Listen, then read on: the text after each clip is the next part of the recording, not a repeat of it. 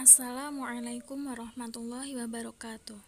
Kepada yang terhormat Bapak Muhammad Bahauddin S.Hum M.Hum selaku dosen pengampu mata kuliah Masail Fiqhiyah, dan tak lupa teman-teman yang berbahagia.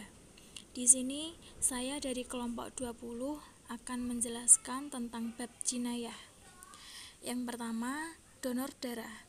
Transfusi darah atau donor darah artinya memasukkan darah orang lain ke dalam pembuluh darah orang yang akan ditolong. Transfusi darah atau donor darah dilakukan sebagai salah satu bentuk upaya penyembuhan manusia dari suatu penyakit. Menurut usul fikih, pada dasarnya, darah yang dikeluarkan dari tubuh manusia termasuk najis mutawasitoh.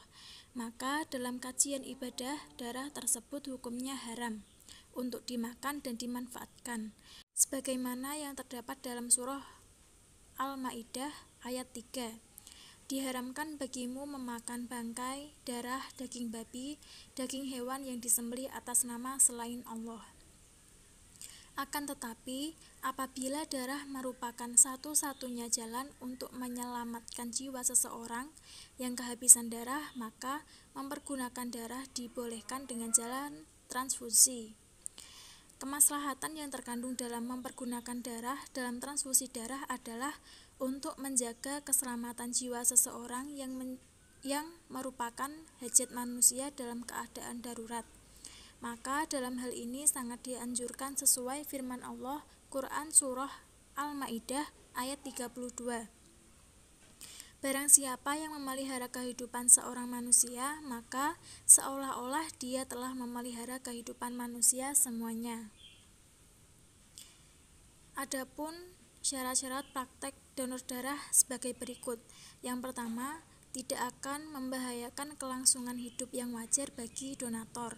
Yang kedua, dilaksanakan oleh donator dengan sukarela tanpa ada paksaan dan tidak dijual belikan. Yang ketiga, boleh dilakukan jika memang benar-benar transplantasi menjadi satu-satunya alternatif penyembuhan penyakit bagi pasien yang benar-benar darurat. Yang keempat, boleh dilakukan bila kemungkinan keberhasilan transplantasi atau donor tersebut berpeluang optimis sangat besar. Selanjutnya, mengganti jantung manusia dengan jantung anjing. Apabila binatang yang digunakan tersebut tidak najis, melainkan halal, seperti binatang ternak, yaitu sapi, kerbau, kambing, dan sebagainya, dalam hal ini tidak ada larangan melainkan diperbolehkan. Namun, jika binatang yang digunakan untuk transplantasi atau donor tersebut najis atau haram, seperti anjing, babi, ataupun bangkai binatang yang mati disembelih tanpa menyebut nama Allah, dalam hal ini tidak diperbolehkan kecuali dalam kondisi yang benar-benar gawat darurat. Dalam Quran Surah Al-Baqarah ayat 173 telah dijelaskan, sesungguhnya Allah hanya mengharamkan bagimu bangkai, darah, daging babi, dan binatang yang ketika disembelih disebut nama selain Allah. Tetapi barang siapa dalam keadaan terpaksa memakannya, sedang dia tidak menginginkannya dan tidak pula melampaui batas, maka tidak ada dosa baginya. Sesungguhnya Allah Maha Pengampun lagi Maha Penyayang. Dijelaskan juga oleh Allah dalam firman-Nya Quran Surah Al-Maidah ayat 3. Selanjutnya, operasi penambalan anggota tubuh atau ganti ginjal. Penambalan atau penanaman organ atau jaringan yang diambil dari tubuh ke daerah lain pada anggota tubuh, contohnya penyumbatan dan penyempitan pembuluh darah jantung. Lalu mengambil pembuluh darah dari bagian kaki. Dalam hal ini hukumnya boleh berdasarkan qiyas. Penanaman jaringan atau organ yang diambil dari individu lain ada dua kemungkinan, yaitu yang pertama, jaringan atau organ yang diambil dari individu yang masih hidup, dan kedua, jaringan organ yang diambil dari individu yang sudah mati. Yang pertama, jaringan atau organ yang diambil dari individu yang masih hidup.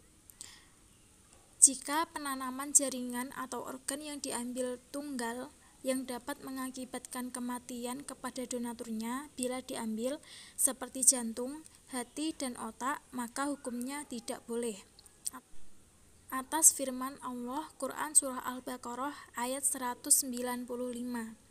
Dan janganlah kamu membunuh dirimu, sesungguhnya Allah adalah Maha Penyayang kepadamu. Kemungkinan yang kedua, jika jaringan atau organ yang diambil tidak menyebabkan kematian, seperti organ ganda, diantaranya ginjal, kulit, diperbolehkan, tetapi harus memenuhi syarat-syarat dalam prakteknya. Syarat-syarat prakteknya sama halnya dengan syarat praktek dalam donor darah. Yang ketiga, penanaman jaringan atau organ tubuh yang diambil dari orang yang sudah mati. Jaringan atau organ yang diambil dari orang yang sudah mati harus dalam keadaan sudah benar-benar mati. Kematian otak dan jantungnya. Jaringan atau organ yang akan ditransfer tersebut dirawat dengan cara khusus agar dapat difungsikan kembali. Fatwa dan konsensus mufakat para ulama dari berbagai muktamar, lembaga, organisasi, dan institusi internasional memperbolehkan praktek transplantasi ini dengan ketentuan sebagai berikut. Yang pertama, harus dengan persetujuan orang tua mayit atau walinya atau wasiat mayit.